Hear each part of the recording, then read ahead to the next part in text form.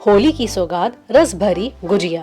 आज की इस वीडियो में सीखेंगे आप कि एकदम खस्ता करारी रस से भरी मावा गुजिया कैसे घर पर ही बनाई जा सकती है। चलिए रसोई में समेट लाते हैं गुजिया बनाने में सहायक सामान, जिसे सामग्री कहते हैं, जो सहायता करेंगे इस रस से भरी मावा गुजिया का जायका बढ़ाने में।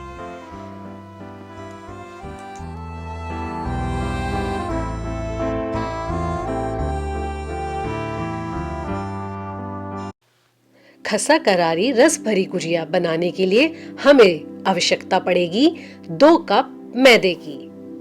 अगर मैदा पुराना है तो कृपया करके उसे छान के लें। अगर नया है तो छानने की आवश्यकता नहीं है। यहाँ पर हम 2 चुटकी के लगभग डालेंगे नमक, और यहाँ मैंने 4 टेबलस्पून डाला है देसी घी। इसे मैंने पिघाल के लिया है। अगर आपके पास सॉलिड उसमें है देसी घी तो उसे जरूर मेल्ट कर लें और अच्छे से अब इस मैदे के साथ मोयन लगाना शुरू करें। मोयन यानी घी को मैदे के साथ एक साथ कर लेना। अब देखिए मैदा और घी एकदम अच्छे से मिक्स हो चुके हैं और बाइंड होने लग गया है हमारा सूखा मैदा। अब हमें आधा कप पानी लेना है और इसका एक सख्त सा डो लगाकर तैयार करना है। जब भी आप गुजिया बनाएं तो आटा लगाना सबसे ही महत्वपूर्ण चीज होती है, जिसको आपने बहुत ही सावधानी पूर्वक ध्यान पूर्वक लगाना है। अगर आटा सही होगा तो आपकी गुजिया एकदम परफेक्ट बनेगी।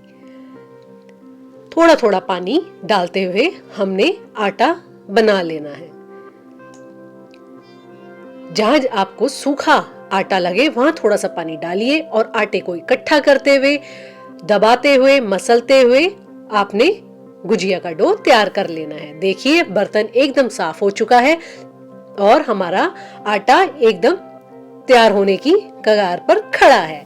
अब देखिए ये आटा एकदम ऊपर नहीं आ रहा जब मैं उंगली उसमें प्रेस कर रही हूँ। अब गुजिया का आटा लग के तैयार हो गया है। यहाँ मैंने आधा कप जो एक्स्ट्रा पानी और लिया था उसमें से आप ध्यान से देखिएगा, इसमें मैंने थोड़ा सा पानी यूज किया है और ये पानी बचा हुआ है, इसको हमें यूज नहीं करना है। यानी इतना मतलब 1 इंच के करीब पानी और लगेगा आपका। आप लगा लीजिए 1 टेबलस्पून।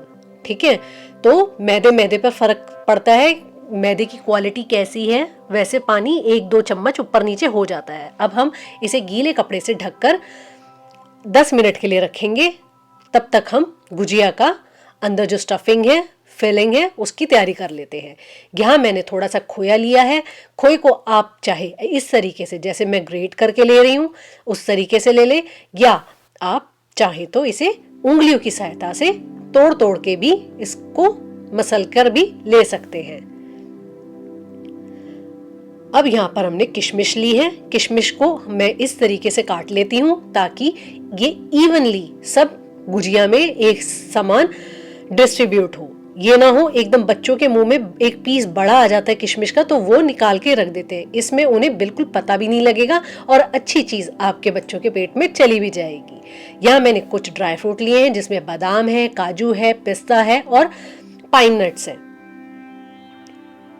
और यहाँ पर मैंने ये पिकन्स है, काजू है, पिस्ता है, इन सबको मैंने चाकू की सहायता से ऐसे चॉप कर लिया है। आप मिक्सी में भी कर सकते हैं, बट मेरी प्रेफरेंस होगी कि आप चाकू से ही इसी प्रकार इसे चॉप करें, नहीं तो ये पाउडरी साइड पे ज्यादा हो जाता है।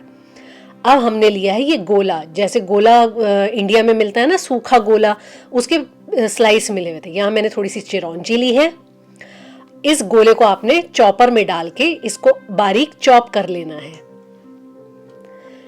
आप चाहे तो कोकोनट पाउडर, जो डेसिकेटेड कोकोनट पाउडर होता है, आप उसका भी यूज कर सकते हैं, बट जो स्वाद और फ्लेवर इसका आएगा वो उसमें इतना नहीं आता। अब हमने चॉपर को 4 से 5 बारी चला लिया है। ये मेरा किचनएड का चॉपर है। इसको चॉपिंग फंक्शन पे इसको ऑन रखना है क्योंकि इसमें 2 मोड है, प्यूरे और चॉपिंग का। तो हमने इसको चॉप कर लेना है। अब हम इन ड्राई फ्रूट्स को साइड में रखेंगे और अब मैंने एक पैन को गरम कर लिया, उसमें 1 चम्मच डाला है देसी घी।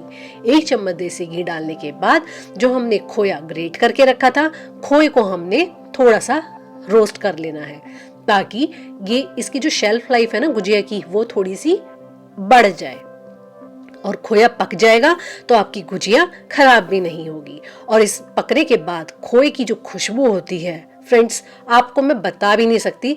आपका मन करेगा कि खोए को जैसे आप भुने तभी थोड़ा सा खा लें। अब हमने इसे ठंडा करने के लिए रखना है।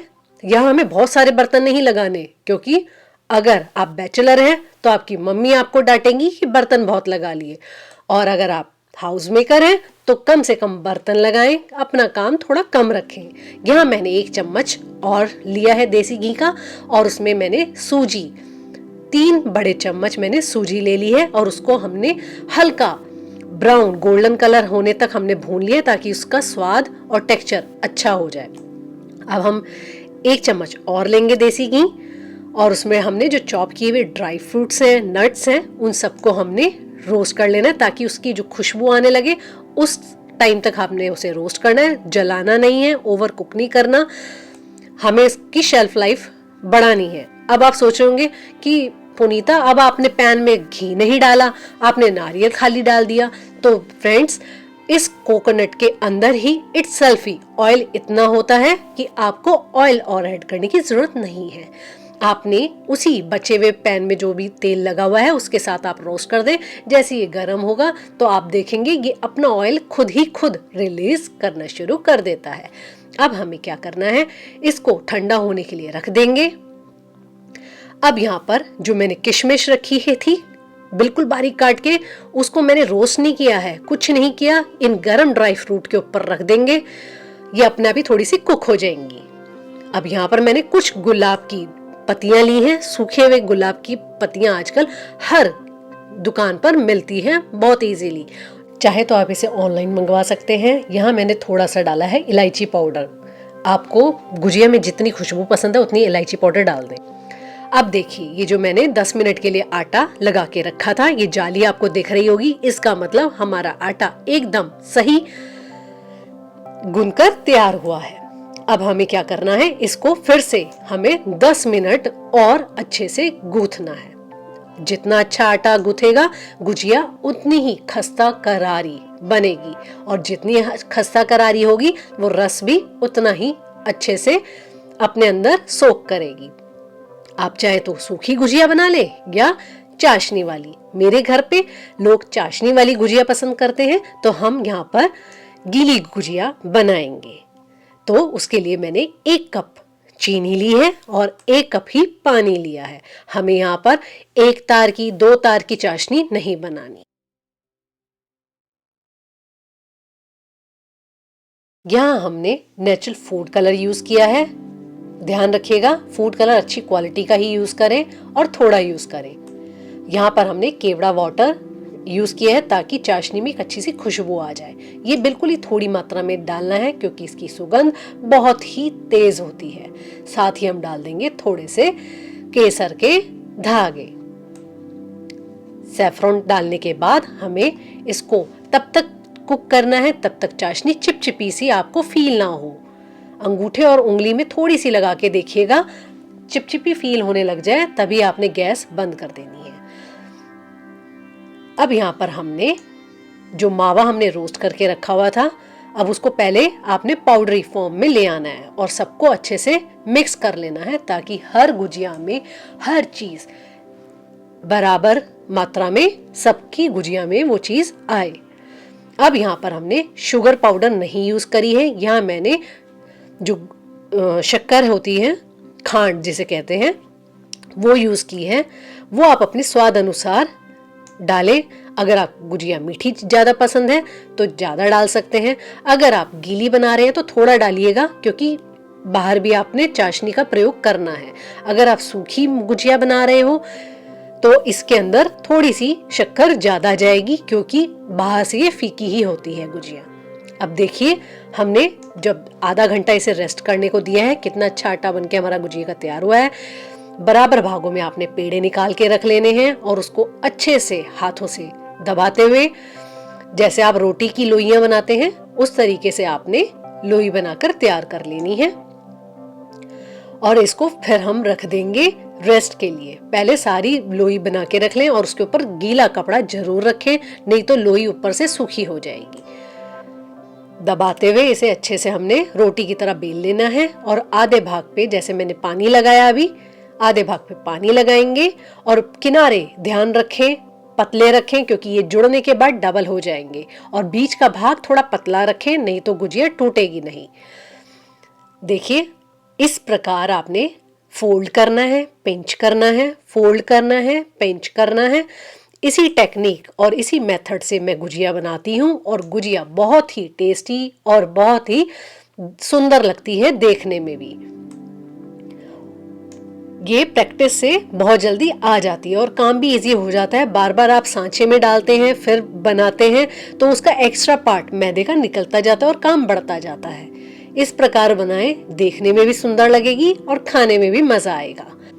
अब गुजिया को तलना शुरू करते हैं। यहाँ तेल गरम हो चुका है। सबसे पहले आपको तेल को बहुत तेज गरम कर लेना है और फिर हमने चेक करना है ये लोई डाल के। अगर ये लोई थोड़ी थोड़ी धीरे धीरे बुलबुलों के साथ धीरे से ऊपर आती है तो यानी गुजिया तलने के लिए ये तेल जितना गरम होना चाहिए उतना गरम है। ये हमारा देसी तरीका है गुजिया चेक करने का, ये देसी थर्मामीटर है। अब हम क्या करेंगे, अब हमने धीरे धीरे गुजिया इसमें डाल देनी है और ये गुजिया नीचे ही रहेगी। डरने की कोई जरूरत नहीं है। ये धीरे धीरे जब अंदर से कुक होंगी ये अपने आप ही ऊपर आ जाएंगी। और गुजिया को तलना है आपने बिल्कुल मीडियम फ्लेम पे। अगर आप एकदम तेज फ्लेम पे इसे तलेंगे तो ऊपर आपने देखा होगा कई बार गुजिया के ऊपर चिकत्ते से आ जाते हैं, बबल से जैसे होते हैं ना, गुब्बारे से लगे हुए होते हैं। वो गुजिया देखने में अच्छी नहीं लगती। गुजिया अच्छी लगती है जो ऊपर से एकदम प्लेन हो, बिस्कुटी कलर की हो और उसमें एक भी ऐसे फफोले से ना हो गुजिया के ऊपर। ये चाशनी में जाकर बहुत अच्छी लगती है। अगर आप चाहें नहीं चाशनी यूज करनी तो इस तरीके से भी एंजॉय कर सकते हैं।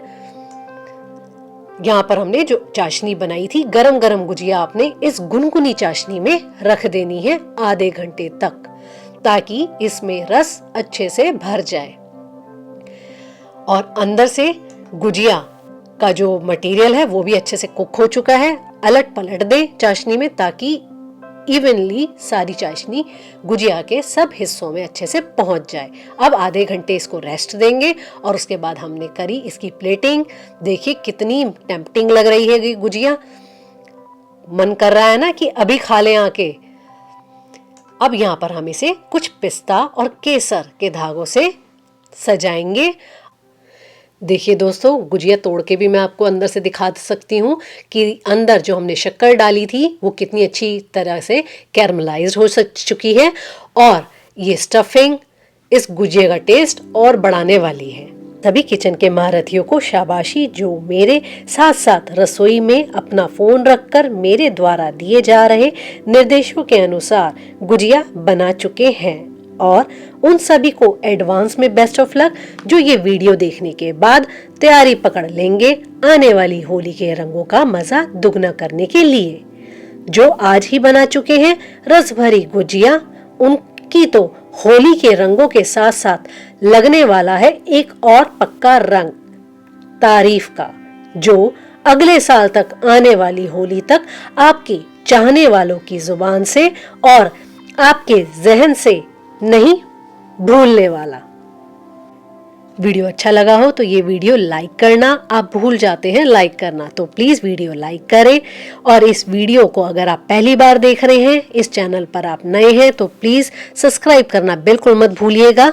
जो सब्सक्राइबर हमेशा मुझे मोटिवेट करते हैं, मेरा चैनल देखते हैं, मेरी वीडियोस देखते हैं, उन सभी मेरे प्यारे प्यारे सब्सक्राइबर्स को दिल से शुक्रिया। मिलती हूँ एक और नई वीडियो के साथ, तब तक के लिए bye bye and take care.